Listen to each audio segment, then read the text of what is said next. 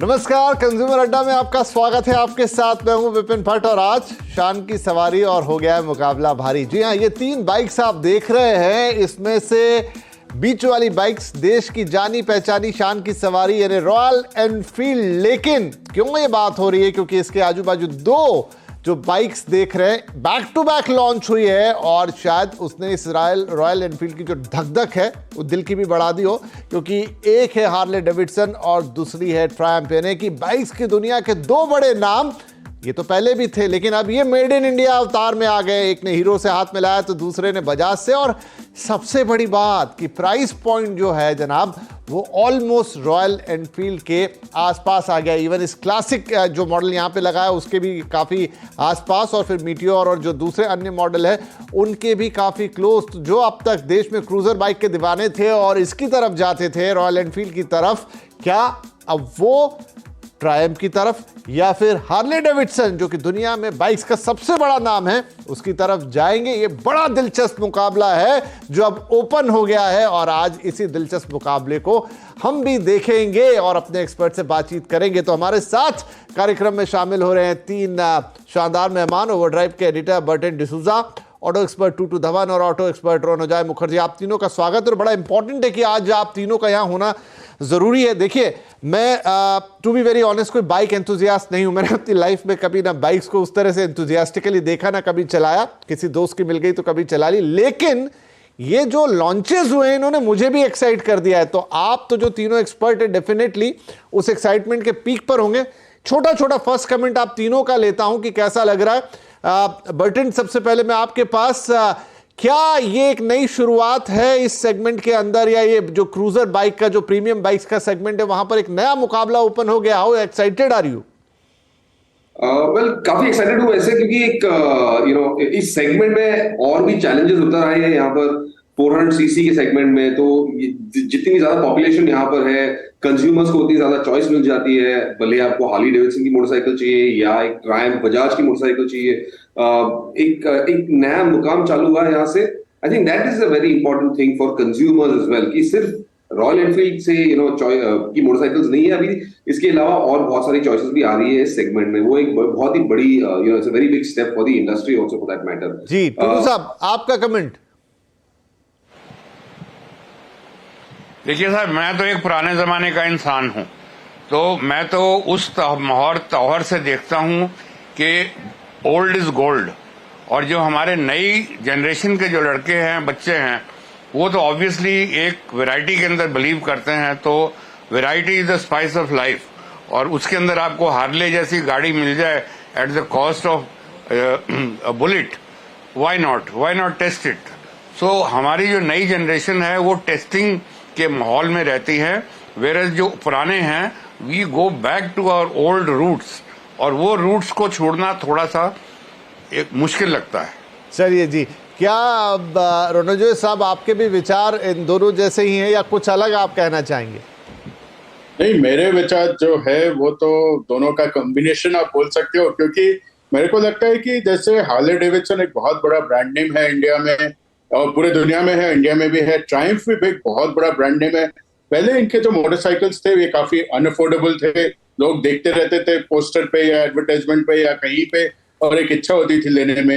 अब ये नए कोलैबोरेशंस के साथ ऐसा हो गया है कि एक अफोर्डेबल प्राइस पे आ गई हैं, और हाँ, रॉयल एनफील्ड के टक्कर के प्राइस में आ गई है। और इस कैटेगरी में और भी होंडा वगैरह के जितने भी बाइक्स हैं, आज कंज्यूमर के पास एक बहुत बढ़िया चॉइस है और बड़े बड़े नाम उसके पास अवेलेबल है एक रीजनेबल प्राइस पे। चलिए, तो ये हमारे तीनों एक्सपर्ट के कमेंट्स। तो यहाँ हमने जैसा सही कहा, और भी कंपनियां यामा है, होंडा है, जिनके ऑलमोस्ट इसी सिमिलर प्राइस रेंज के सिमिलर दिखने वाले बाइक्स हैं, लेकिन हमने मुकाबले में सिर्फ रॉयल एनफील्ड को इसलिए रखा है क्योंकि वो आइकॉनिक बाइक है और ज़्यादातर चाहे पुराने ज़माने के लोग हों चाहे नए ज़माने के लोग हों, उस रॉयल एनफील्ड को एक प्राइड ओनर की तरह ओन करते हैं। तो वहां क्या ये दोनों गाड़ियां हलचल मचाएंगी? अब चलिए एक एक करके बातचीत शुरू करते हैं। तो पहले बात कर लेते हैं हार्ले की। बर्टन, ये जो हार्ले की X440 आई है, पहले तो ये बाइक आपको कैसी लगी? क्या ये वही ओरिजिनल हार्ले है? बहुत सारे लोग कल बात कर रहे थे, क्या इसका साउंड वैसा है, क्या इसमें वो फील मिलेगी, क्या सिर्फ नाम हार्ले हार्ले है, कीमत कम हो गई तो मजा नहीं आएगा? ऐसे ऐसे है कि जब हाली का चॉइस आ जाता है, जो हमें सब चाहिए वो हार्ली डेविडसन है जो आर्नल्ड श्वार्ज़नेगर ने टर्मिनेटर में चलाई थी। बड़ी मोटरसाइकिल, बिग V2 इंजन, बहुत ही मतलब दैट साइज, दैट पैकेजिंग, उसकी जो आवाज होती है वो बहुत ही अलग सी होती है हर एक मोटरसाइकिल के मुकाबले में। So that's the motorcycle that we all want to buy. So ये एक बड़ा चैलेंजिंग दौर होगा हार्ली डेविडसन और हीरो के लिए कि इस कैपेसिटी में 440 सीसी 400 सीसी वाले सेगमेंट में एक मोटरसाइकिल को बेचना हार्ली डेविडसन की बैजिंग के साथ, क्या ये उतनी एस्पिरेशनल मोटरसाइकिल है कंज्यूमर्स के लिए? ये बड़ा एक चैलेंज होगा इन दोनों मैन्युफैक्चरर्स के लिए। It is not quite like the Harleys you expect. Single cylinder engine, इसकी जो आवाज भी आती है, इसकी फायरिंग की जो साउंड भी है, एग्जॉस्ट नोट जो है इतनी तेज नहीं है, इतनी it's not that big roary loud noise as well. So एक अलग सी कैरेक्टर है इस मोटरसाइकिल, एक अलग सी फील आती है इसमें। I am not very confident of how well this motorcycle would do in the market. जी देखिए, आप धीरे धीरे जब बात करेंगे तो ये सारी बातें निकल कर आएगी। टूटू साहब, वही बात है कि एक बुलेट का थंप और अब जो ये हार्ले आई है, तो या तो अब हार्ले का आपको एक नाम चाहिए कि हाँ भाई मेरे पास हार्ले डेविडसन है, वो बहुत लोगों के लिए होगा क्योंकि बहुत एस्पिरेशनल है, बड़ा दुनिया का सबसे बड़ा बाइक नेम है। लेकिन दूसरी तरफ आप देखेंगे कि मैं एग्जैक्टली चला क्या रहा हूँ। आपने जैसे थोड़ी देर पहले कहा भाई मैं तो पुराना व्यक्ति हूँ, लेकिन अभी के लोगों की मैं बात करूँ तो क्या उनके लिए अब थोड़ी कश्मकश भरी चीज़ हो जाएगी? प्राइस पॉइंट ऑलमोस्ट सेम है, चलिए 10-15% ऊपर नीचे, लेकिन अब मैं बुलेट लूँ या रॉयल एनफील्ड की तरफ जाऊँ या हार्ले लूँ, टाइम की भी हम बात करेंगे, लेकिन अभी तो इन दोनों की बात। देखिए भट्ट साहब, मैं आपको बहुत फ्रैंकली बताऊंगा कि जो तो पुराने ज़माने के हैं वो तो फिर भी अभी थोड़ा सा सैम के इस गाड़ी को लेने की सोचेंगे। बाकी जो नई जनरेशन है वो डेफिनेटली एक बारी तो अटेम्प्ट जरूर करेगी कि हार्ले को लीजिए। हार्ले डेफिनेटली एक बहुत बड़ा नेम है और 112 साल पुराना नाम है जो दुनिया में चला आ रहा है, और उसी की एक नाम के तौर पे ही ये बाइक को उसको ओनरशिप लेना चाहेंगे, just to associate themselves with the brand, with the name. अब उसकी जो फील और टच है वो आपको हार्ले से नहीं मिलेगा। This is 100% designed internally here bye hero, उनकी अपनी R&D सेटअप पे इन कुकास। बाकी ये जरूर है कि all the फाइनर things have come from US, और उसके बाद जो मैन्युफैक्चरिंग है वो कहीं जर्मनी में या डिजाइन वहां पे है। So there is a lot of combination of engineering that has gone into this bike, और वो फाइनली आपको हार्ले डेविडसन के नाम पे हीरो की तरफ से पेशकश की जाएगी। But if you are looking at that proper thump of Harley Davidson, I beg your pardon, वो नहीं मिलेगी आपको। जी, तो रोनंजय साहब, ये थोड़ा सा लग रहा था देख के कि अब जो हार्ले आ रही है या ट्रायम्फ पे भी हम जाएंगे, आपने उस प्राइस पॉइंट पे लाके खड़ा कर दिया, ब्रांड नेम जरूर आपको मिल जाएगा, लेकिन वो हार्ले वाली बात। लेकिन ये भी बात सही है जो टूटू साहब कह रहे हैं कि बहुत सारे लोग सिर्फ उस नाम से ही एसोसिएट होना चाहेंगे वो, और ऐसा भी नहीं है कि कुछ नहीं मिल रहा। एक मेड इन इंडिया का भी बैज आ गया, वो भी बहुत लोगों के लिए एक बात होती है कि भाई मेड इन इंडिया बाइक हमको है, हार्ले वाली बात है, तो कहीं ना कहीं ये अपना काम उस तरीके से कर जाएगी। आपको क्या लगता है? देखिए, मेरे को लगता है कि लोगों को एक फुट होल्ड मिलेगा इस बाइक से। मतलब हार्ले ब्रांड की एंट्री है। अगर मैं मान लीजिए कार्स के साथ पैरेलल करूं, जैसे मर्सिडीज ले लूं, तो वहां एक क्लास भी बिकती है और आपकी माइबाक एस क्लास भी बिकती है। एक एस्पिरेशन होता है लोगों का ब्रांड में एक टो होल्ड डालने का, मतलब अपनी पहली हार्ले तो लूं मैं। तो ये जो कैटेगरी के लोग हैं जो यहाँ से शुरू करेंगे, आगे जाके और बड़ी बाइक्स होपफुली लेंगे, कंपनी का भी यही सोच होगा। लेकिन जो भी है, मेरे को लगता है कि इस बाइक से ठीक है आपको फुल 100% हार्ले वाली फील शायद ना आए, लेकिन एक फुट होल्ड मिल जाता है कि हाँ मेरे पास भी एक हार्ले डेविडसन है। राइट, ये बड़ी बात होगी कि मेरे पास एक हार्ले डेविडसन है, वो अपने कैंपस में रखने के लिए, उसे ऑफिस, स्कूल, कॉलेज, जहां जो भी ये ले रहा है, वो एक फील तो आएगा, बात तो होगी। लेकिन हार्ले तो आई, बैक टू बैक ही आ गई ट्रायम्फ, जो कि अगेन एक बड़ा नाम है। ऑलमोस्ट हो सकता है कि हार्ले जितना बड़ा ना हो, लेकिन कोई छोटा नाम भी नहीं है। बटन तो ये दो बाइक्स, अब एक ने हीरो के साथ हाथ मिलाया, दूसरे ने बजाज के, लेकिन ट्रायम्फ भी अपनी जगह एक बड़ा नाम है, बहुत सारे लोग उसके भी दीवाने हैं, उस ब्रांडिंग के दीवाने हैं। क्या ये जाके कंपटीशन को और यहां पर थोड़ा सा लाइट अप कर देती है, थोड़ा सा और फायरी बना देती है कि अब देखिए, अभी तो हमने कहा कि भाई रॉयल एनफील्ड हार्ले, लेकिन अब ट्रायम्फ भी आके खड़ी हो गई। बिल्कुल, मोटरसाइकिल जो बनी है बजाज ट्रायम्फ के बीच में, इट्स ये एक बहुत ही अच्छी एग्जांपल है made in India engineering, a good looking motorcycle. इसमें ट्रायम्फ की जितनी भी खासियत है, इसके डिजाइन से, इसकी परफॉर्मेंस से, और वो भी जो बड़ी मोटरसाइकिल जो मिलती है, वो सब इन्होंने इस छोटी वाली मोटरसाइकिल में इनकलकेट किया हुआ है। And price is the most important. 2.23 lakhs for a Triumph today is a very, very attractive price. Again, so it's got the performance, it's got the packaging, it's got the heritage bit in it as well. Triumph बराबर की Triumph जैसी दिखती है motorcycle, तो सबसे बड़ी बात यही है, और साथ में उसकी प्राइस भी है। So all in all, they have got a very strong packaging. It will light up the segment. टूटू साहब, क्या आपको लगता है ये तीनों अब बिल्कुल इस सेगमेंट को आग लगा देने वाली, जैसा आप कह रहे हैं ट्रायम्फ, अब उसके भी बहुत सारे लोग चाहने वाले हैं, और ये जो बाइक है, ठीक है, ये बजाज के साथ मिलकर बनी है, लेकिन ये ट्रायम्फ ही है। भट्ट साहब देखो, असलियत तो ये है कि ये दोनों प्रोडक्ट्स जो है इंडिया के अंदर रह के वापस चले गए, for reason because it was not viable for them to survive. अब किसी के कंधे के ऊपर रख के बंदूक चलाएंगे आप, तो obviously you cannot compete with somebody who has been here now for 75 years. Don't forget that. और ये देखिए कि वो कहां से अब कहां तक पहुंच गए हैं रॉयल एनफील्ड के अंदर, जबकि आपको इतनी सारी वेरिएंट्स उन्होंने आपको दे दिए। आप कुछ भी चाहिए, आपको रॉयल एनफील्ड अब देना शुरू कर दिया है at a very very comparative price. कहां उनकी इंटरसेप्टर 650 2.5 लाख रुपए में आपको मिलती है, कहां उसका टॉप मॉडल जाके आपको 3 लाख रुपए मिलता है। So at all said and done, if you are looking at getting a Harley feeling or a Triumph feeling with that same sound, you can forget about it. बाकी yes, you want to keep it in your cupboard and show to the world कि हाँ जी मेरे पास Harley भी है और मेरे पास Triumph भी है, go ahead, why not? तो ऐसे माहौल के अंदर गाड़ियां तो जरूर बिकेंगी, there is no doubt about it. But in reality जो देखा जाए तो आप बैकवर्ड देखेंगे तो इन रियलिटी तो असली बात तो यही है जो मैंने आपको अभी बता के हटाऊं जी। तो टूटू साहब, अब ट्रायम्फ भी और हार्ले भी, ये अगर आपको चुनना है, या माफ कीजिए रणोजय सर, आपको चुनना है, तो आप कौन सी गाड़ी से ज्यादा एक्साइट हो रहे हैं, हार्ले या फिर जो ट्रायम्फ आई है? देखिए, हार्ले ट्रायम्फ दोनों अपने आप में बहुत बड़े नाम हैं, लेकिन यहाँ पे दिल और दिमाग अगर हम अलग करें तो दिमाग से देखिए तो ट्रायम्फ में फीचर्स काफी ज्यादा हैं। ABS ट्रैक्शन कंट्रोल वगैरह भी दिया हुआ है जो कि हार्ले में इस वक्त मौजूद नहीं है, और मेरे हिसाब से सेफर राइडिंग के लिए ये चीजें काफी यूजफुल है। मेरे को समहाउ ट्रायम्फ अच्छा लगता है ज्यादा।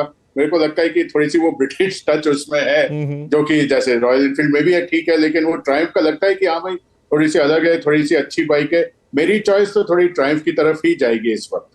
चलिए, नहीं आपने कहा भी है, तो जैसे मैं भी देख रहा हूं तो जो ठीक है, इंजन कैपेसिटी में जरूर ट्रायम्फ जो है वो पीछे है, 400 सीसी का है, लेकिन हार्ले में 440 का है।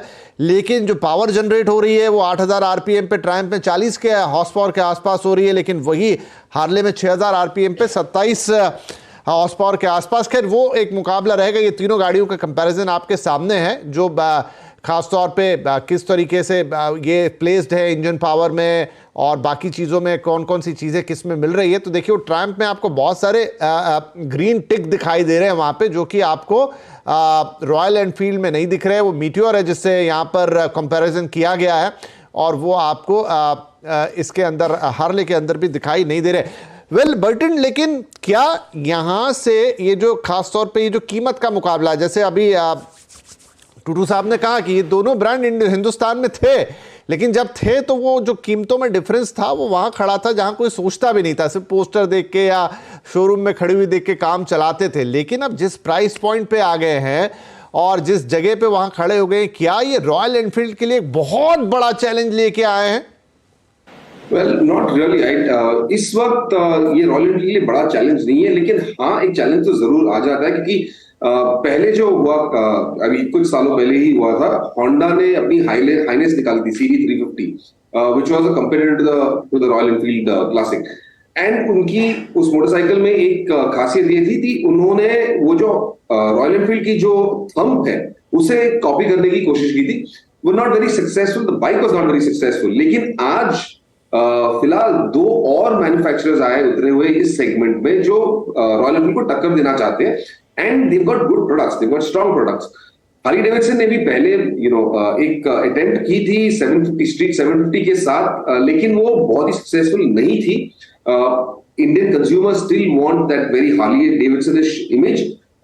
सो ये थोड़ा सा चैलेंज होगा हार्ली डेविडसन के लिए। ट्रायम्फ के लिए बिल्कुल नहीं। I think this will be a very good opportunity for Triumph to expand market size in this space. और ये देखिए ऐसा भी होता है कि हर एक मैन्युफैक्चर जो आता है, यूरोपियन मैन्युफैक्चर जो आता है, वो टॉप डाउन इफेक्ट के साथ ही आ जाता है। पहले महंगी वाली गाड़ी आ जाती है और धीरे धीरे उन लोग एक बार एक पॉइंट आ जाता है where they can manufacture, build and develop in India, they are entering that space. और ये दोनों मैन्युफैक्चरर्स ने यही किया हुआ है। पहले महंगी मोटरसाइकिल्स आई थी और अभी affordable build made in India motorcycles आई हुई है। आगे जाके in the next 2 or 3 years we'll have to see इन लोग ये कैसे मोटरसाइकिल्स निकाल आते हैं, क्या डेवलप करते हैं इंडियन कंज्यूमर्स, ये बहुत इंपॉर्टेंट होगा। बिल्कुल, बजाज ने कहा भी है कि हर साल एक नया ट्रायम्फ मॉडल उतारेंगे और वही कुछ कहानी रहेगी हार्ले डेविडसन की भी। लेकिन एक छोटा ब्रेक लेते हैं। इंपॉर्टेंट ये होगा कि क्या यहां पे नया प्राइस वॉर छिड़ेगा, क्या अब कंपटीशन में खड़ा रॉयल एनफील्ड अपने प्राइसेस को थोड़ा नीचे आपको किस तरीके से कॉम्पिटिटिव बनाएगा, क्योंकि 2 बड़े ब्रांड नेम उसके सामने लग गए तो डेफिनेटली मुकाबला तो तगड़ा है। और अपने तीनों मेहमानों से पूछेंगे कि अगर तीनों में से एक गाड़ी उन्हें चुननी है तो वो कौन सी चुनेंगे। छोटा ब्रेक, बातचीत उसके बाद जारी रहेगी।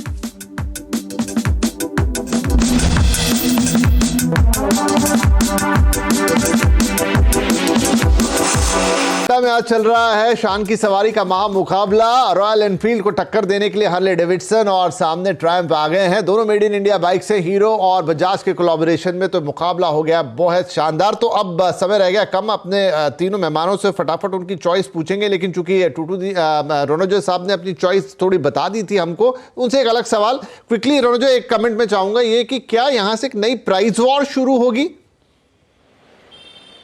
देखिए, मैं इसे प्राइस वॉर नहीं कहूंगा, मैं इसे प्राइस कॉम्पिटिटिवनेस कहूंगा। जैसे हमने बात की थी, पहले हार्ले हो, ट्रायम्फ हो, वो इतनी महंगी होती थी, अनअफोर्डेबल बाइक्स होती थी कि कोई लेता नहीं था।